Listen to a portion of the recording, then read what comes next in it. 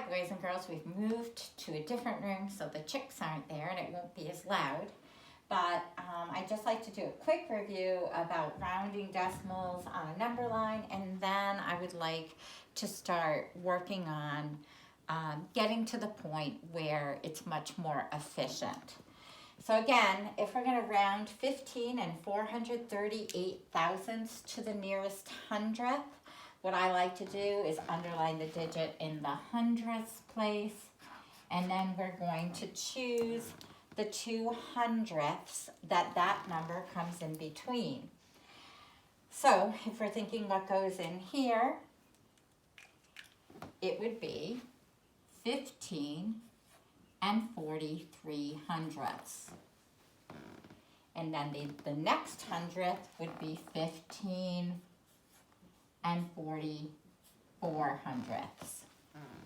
Again, if you want to, just to make it easier, you can add the 0 to create an equivalent decimal to help us figure out what would be halfway between these two numbers.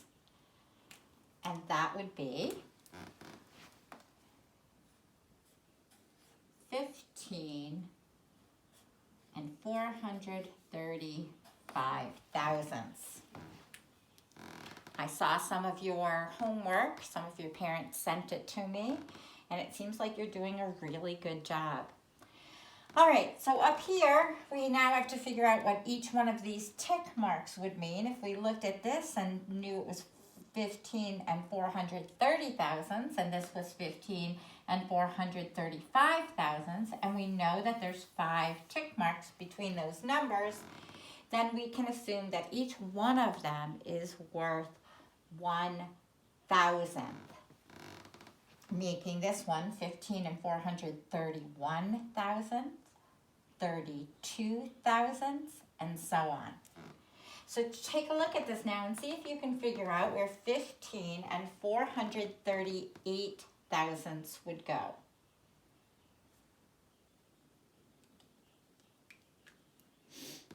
Okay, and I'm hoping that you decided if this is 15 and 435 thousandths, 436, 437, 438 thousandths.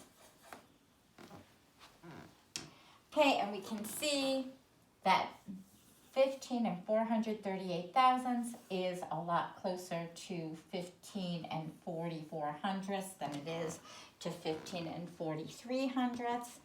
So 15 and 438 thousandths rounded to the nearest hundredth is 15 and 44 hundredths. And again, I want to remind you that if I'm asking you to round to the hundredths place, when you read your final answer, it should end at the hundredths place. Don't include the 0 from making an equivalent decimal. All right, now let's round without a number line. We're still going to follow some of the same procedures. We're going to look and we're going to round to the underlined place value. So here's my number, 473 and 86 thousandths. And if you notice, it's the tenths place that's underlined.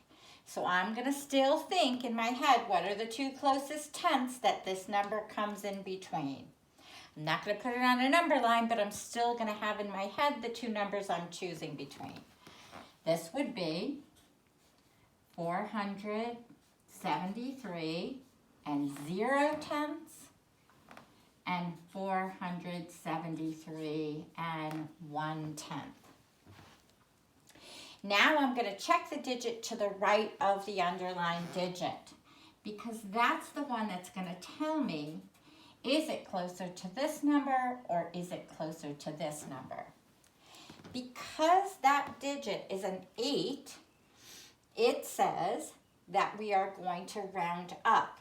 If the digit is 5 or above, we round to the higher number. If it's less than 5, we keep it the same number, stopping at the place value that we are rounding to.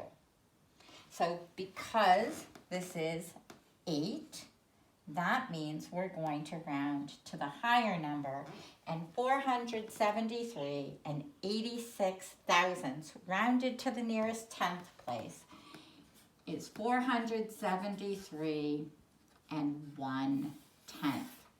Again, notice because we're rounding to the 10th place, we're stopping at that place value. So let's try some.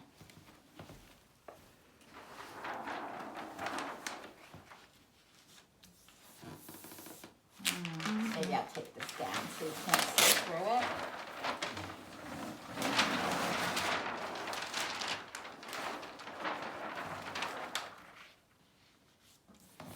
Okay.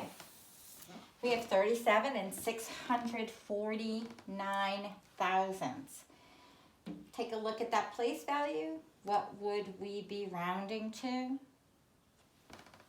The hundredths place.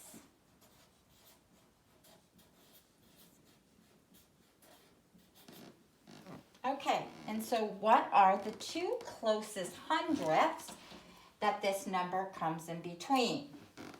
We know we can always find the first one by stopping at the hundredths place and saying 37 and 64 hundredths. And then we add one more hundredth on, and it would be 37 and 65 hundredths. We're going to round that number to the nearest hundredth, and if we do that, we look at the underlined digit, we look at the digit next to it, we think, is that digit 5 or more? If it is, we round to the next number, and so therefore our answer would be 37 and 65 hundredths. Let's look at the next one. First, we have to determine what place value are we rounding to. I hope you said hundredths, because once again, we're going to be rounding to the nearest hundredths place. And then I want you to think, well, what are the two closest hundredths that we'll be choosing between? And the first one would be 493 and 79 hundredths. And what would the next one be? Well, if we add one more hundredth, we'd get 493 and 80 hundredths. Now that 0 needs to be there because the equivalent would be 8/10, but you were asked to round to the nearest hundredth. So 493 and 799 thousandths rounded to the nearest hundredth.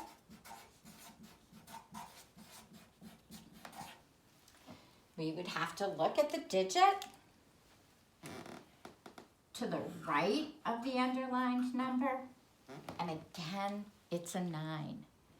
So we're going to round to the higher number, and our answer is then 493 and 80 hundredths. And again, remember, we have to keep that 0 there because we were asked to round to the nearest hundredth. I hope you're starting to understand. This part is much like rounding whole numbers. All right, our last number is 0 and 909 thousandths. Let's look at the underlined digit. What place value is that in? I hope that you said the 10th place. So now in our head, we're thinking, what are the two closest tenths that I have to choose between? And the first one is 0 and 9/10. And what would the next one be? Well, if I added 1/10 to 9/10, I would get 1 whole and 0/10. The number that's going to decide if I keep it to this number or increase it to this number is the digit to the right of the underlined number. and that's a 0. That 0 tells us it's closer to 9/10 than it is to 1 and 0/10. So 0 and 909 thousandths rounded to the nearest 10th place is 0 and 9/10. Very shortly, I'll be sending you a worksheet to see if you can figure some of these out on your own. At first, I'm going to be asking you to write these numbers just so that I know you know what numbers you're choosing between. And then finally, we'll just be able to do it by looking at the number itself. Good luck.